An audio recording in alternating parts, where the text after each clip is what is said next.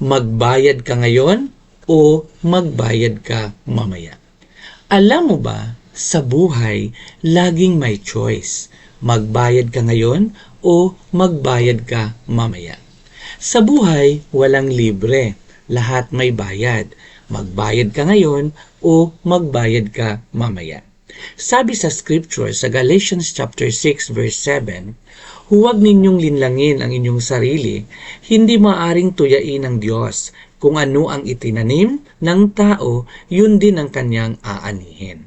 Sa Kawikaan Kapitulo 22, versikulo 3, kung may dumarating na panganib, ang matalino'y nag-iingat, ngunit di ito pansin ng mangmang kaya siya'y napapahamak.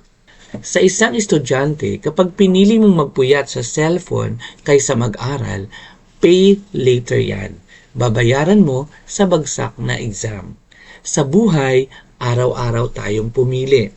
Mag-ipon o gumastos agad. Magpatawad o magtanim ng galit. Magdasal o umasa lang sa sarili. Kapag pinili nating i-delay ang obedience, pay later yan. Sa stress, broken relationships, at spiritual dryness. Pero kapag pinili mong sumunod sa Diyos kahit mahirap, pay now yan. Pero later, may peace, growth, at blessing. Sa buhay spiritual, ganito rin. Pay now, disiplina, dasal, pagsunod. Pay later, regret, sakit ng ulo, consequences. Isipin natin ang dalawang estudyante, si Alex na nag-aaral kahit tinatamad, pagdating ng exam, chill lang. Si Ben, puro laro, pagdating ng exam, panic mood yan. Pareho silang nagbayad. Parang credit card lang ang buhay. Pwede mong i-enjoy ngayon, pero darating ang due date, may interest pa. Ganyan din sa spiritual life.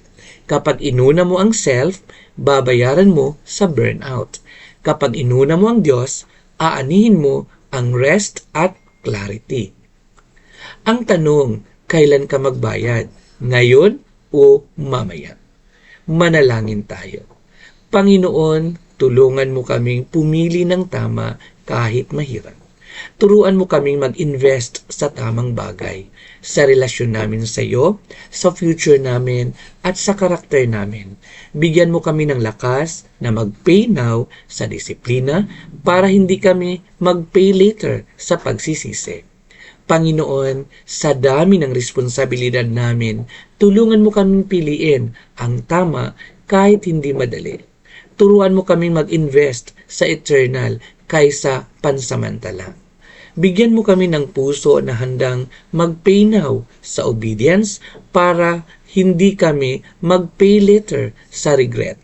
In Jesus' name, Amen.